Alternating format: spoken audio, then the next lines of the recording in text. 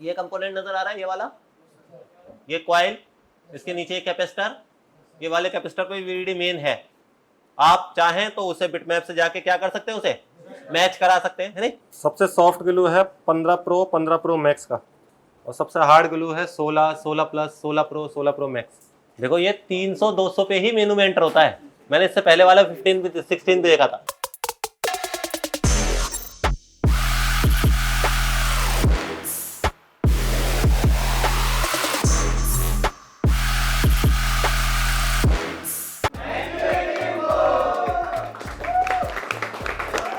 अच्छा ये बोर्ड देखो हमारे पास ऐसे आया हुआ है, ये 16 प्रो है, यहाँ आप भी देख सकते हैं।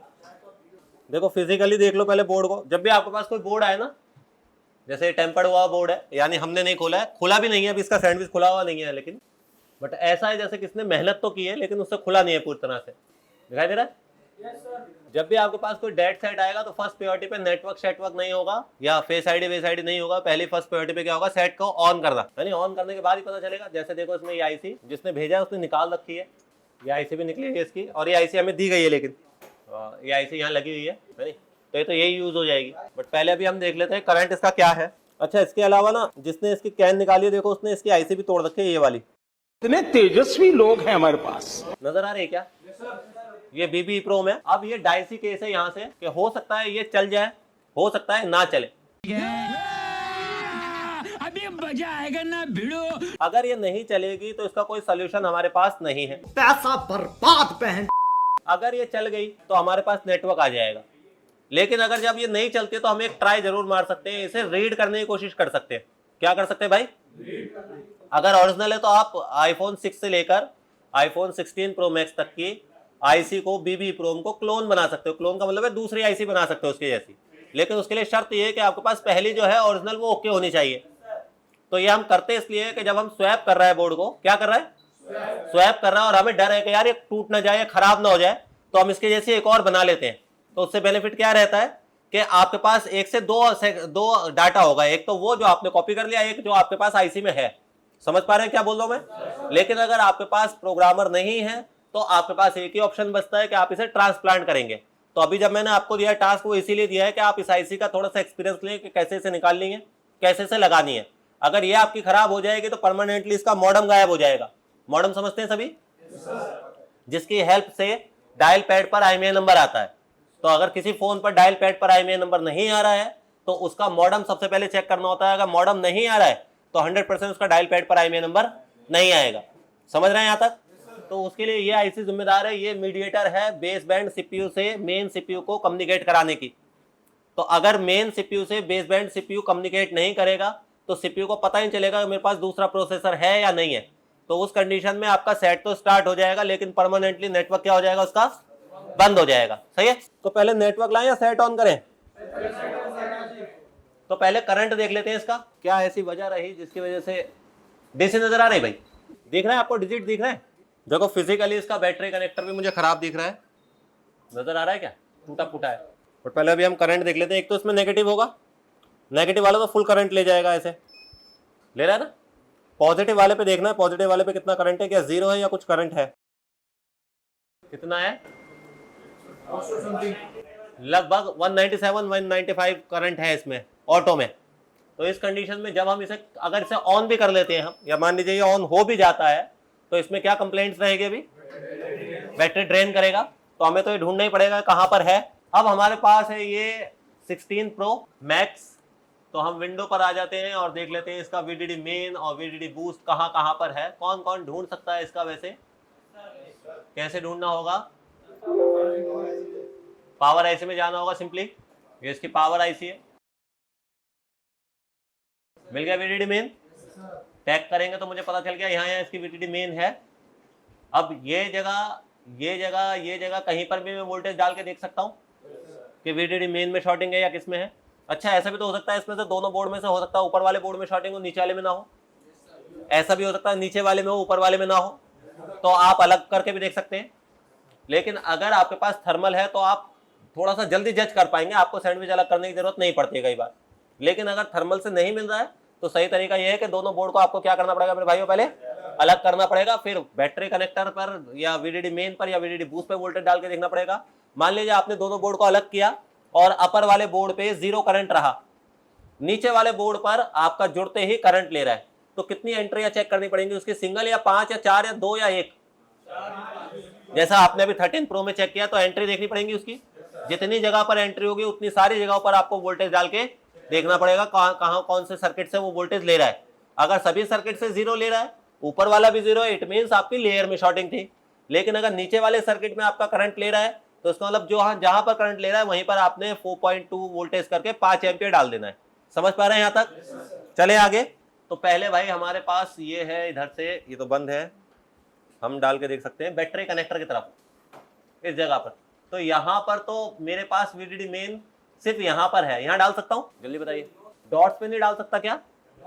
डाल सकते हैं।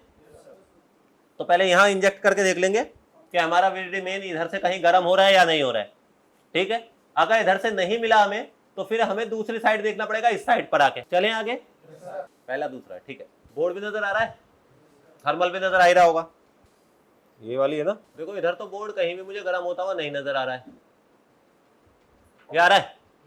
नहीं। दूसरी तरफ देख लें।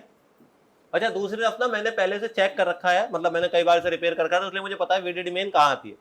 आप चाहें तो पता लगा सकते हैं। ये कंपोनेंट नजर आ रहा है, ये वाला, ये कॉइल, इसके नीचे एक कैपेसिटर, ये वाले कैपेसिटर पे वीडीडी मेन है। आप चाहें तो उसे बिटमैप से जाके क्या कर सकते हैं, उसे मैच करा सकते हैं, है नहीं? इधर देख के बताइए क्या इधर भी है कहीं? सही भाई, देख के बताना जरा, कुछ मिल रहा है क्या?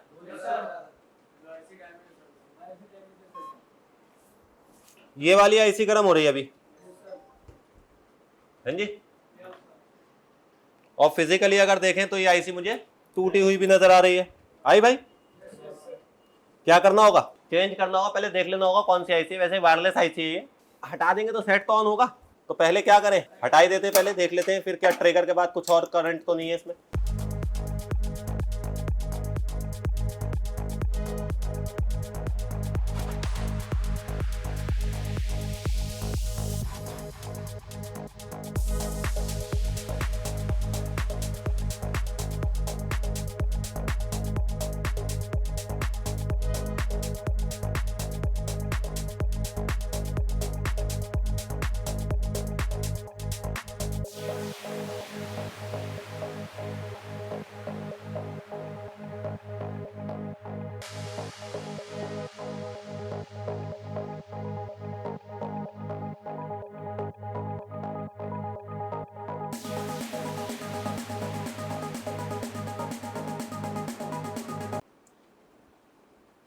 अच्छा, 15, 16 और आपका 17, इन सेटों में एक U2 आईसी दिख रही है आपको, ये वाली आईसी, ये बहुत कॉमन है खराब होनी, इसकी वजह से चार्जिंग बंद हो जाएगी।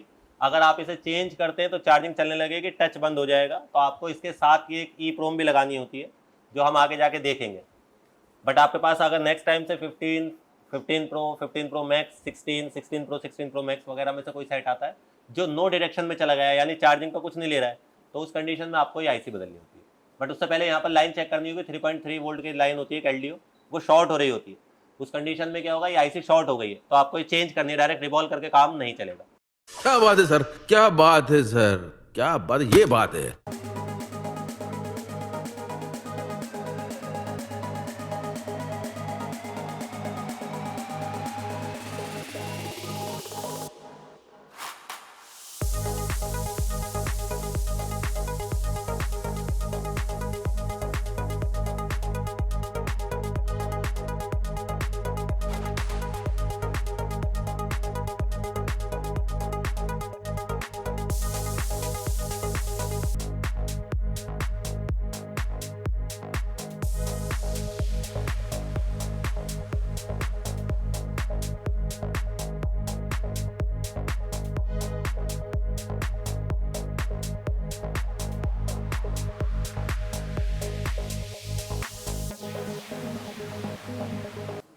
बताना ट्रिगर हो रहा है या नहीं हो रहा।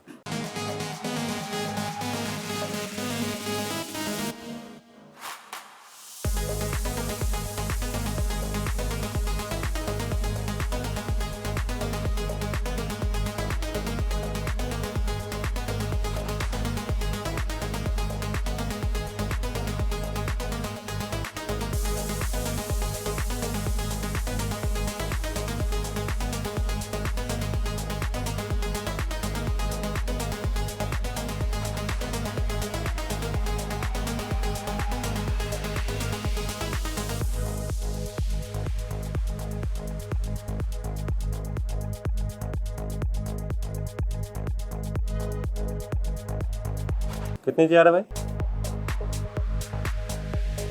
शॉर्ट तो नहीं है ना?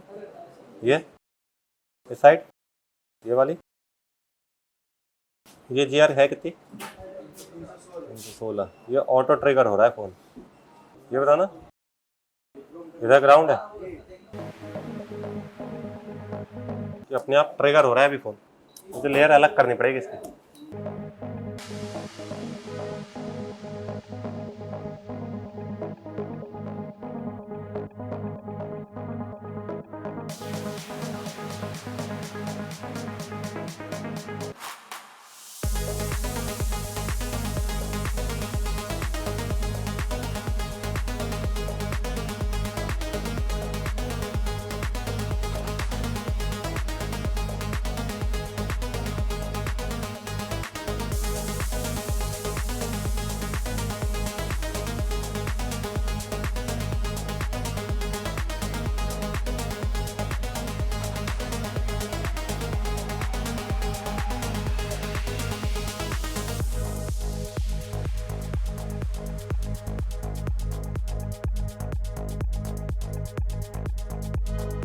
इसी में है, अभी भी इसी में ही है ना।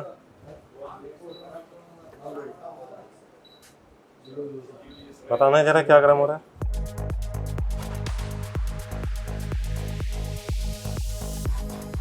वो ई प्रो में यार, वो गर्म नहीं होनी चाहिए, ये वाली, ये ई प्रो में। इसके अलावा ढूंढ के बताओ।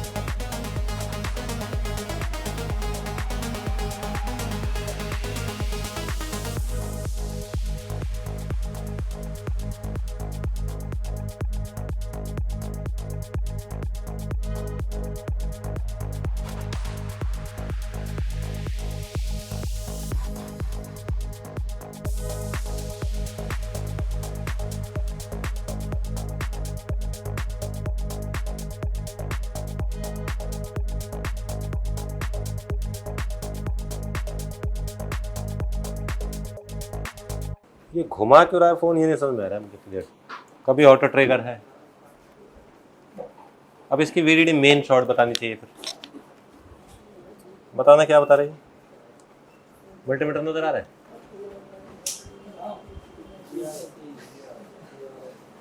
एक 2 3 4 5 6 7 8 8 9, ये जुड़ी हुई लग रही है अभी मुझे यहाँ पर।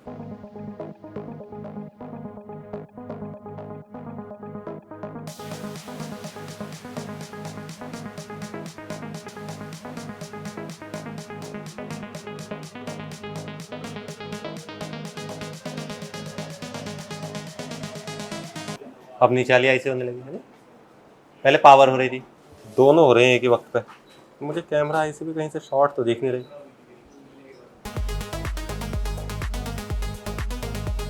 122 है, अब पता ही चल रहा है क्या हो रहा है इस फोन में। ये पावर ऐसे में हो रहा है यहाँ पर।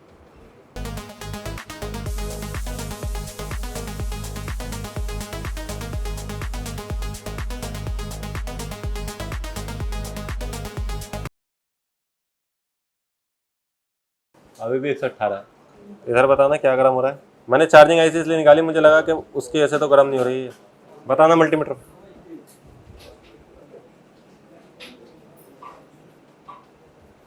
क्या है ये?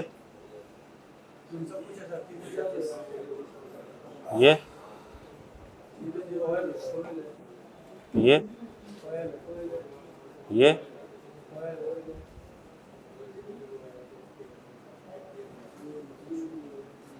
ये ऑयल है क्या? ये ये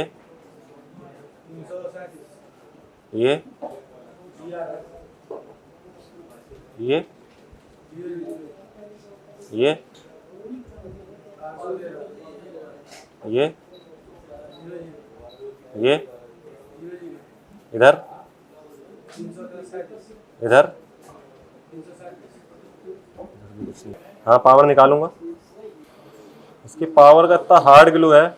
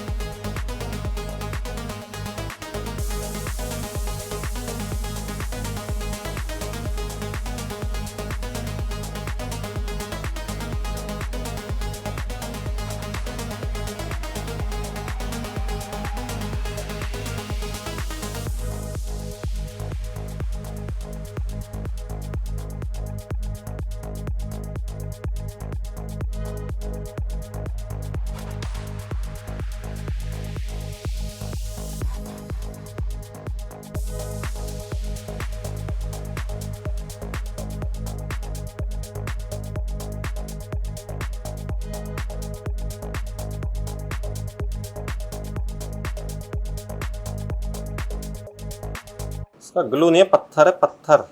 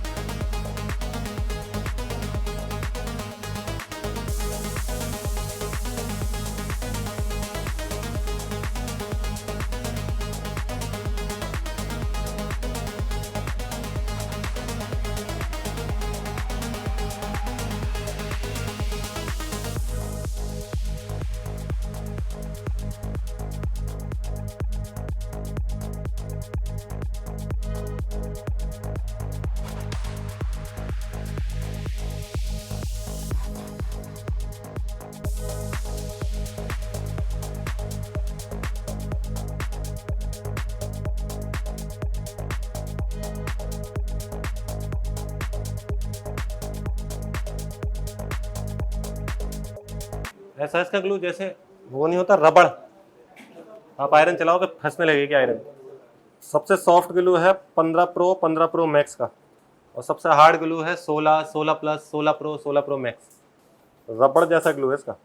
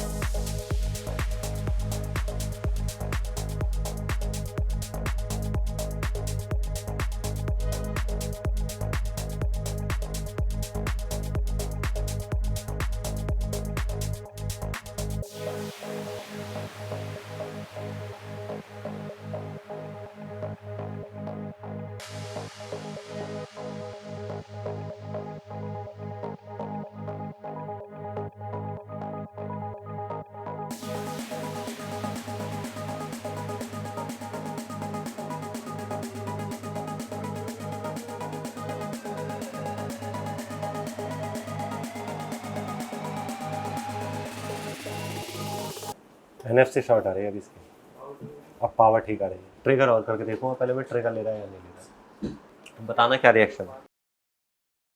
आफ्टर पावर भी अभी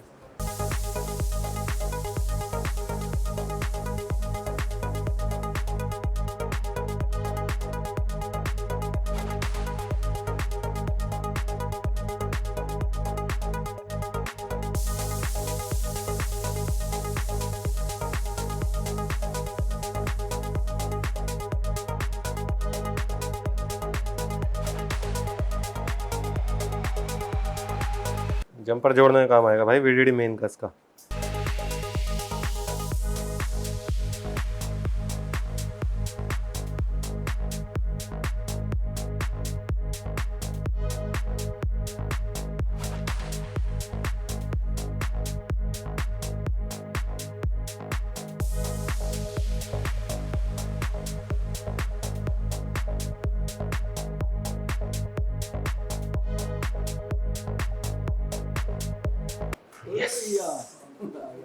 आ गया भाई, आ गया।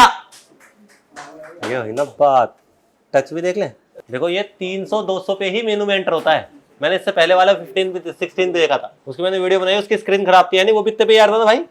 अभी अपने को चाहिए एक कनेक्टर, एक चाहिए, इसका पासकोड नहीं खुलेगा क्योंकि अभी इसकी NFC मैंने निकाल रखी है, उसमें शॉर्टिंग है 34 मिली एम की। देखो प्लांटेड होता है ना सेट, पहले से सेट कर रखा होता है तो 5-4 मिनट में बन जाता है। अभी पहले से आनी ये कल लेकर आया, हमें भी नहीं पता था क्या क्या प्रॉब्लम निकल सकती है। हमें सिर्फ एक फिजिकली IC टूटी दिखी, कौन सी वाली जो हमने वायरलेस निकाली, उसके निकालने के बाद भी ये करंट उतने पे रहा। लेकिन जब मैंने इसका सैंडविच अलग किया तो कैमरा IC शॉर्ट हो गई, फिर मैंने कैमरा IC निकाली, फिर सेम करंट पर आ गया। फिर मैंने पावर निकाली इसकी तो करंट 0 हो गया यहाँ पर, फिर पावर डाली, फिर से 169 लेने लगा, 127। फिर मैंने इसकी NFC निकाली, फिर 0 हो गया, फिर ट्रिगर किया तो 900 का जंप लेने लगा। फिर मैंने इसका लास्ट वीडियो में नहीं डालूंगा मैं, और ये चाह रहा था क्या हो जाए, स्वैप। कोशिश करो कि CPU पे बिल्कुल लास्ट स्टेज पे जाए जब आपके पास कोई और ऑप्शन नहीं हो। कोशिश करनी है उसी बोर्ड पे काम करनी है, क्योंकि CPU का काम करने का मतलब ये है कि या तो वो ठीक ही हो गया, या अगर आपने CPU निकाल लिया तो खत्म हो गया।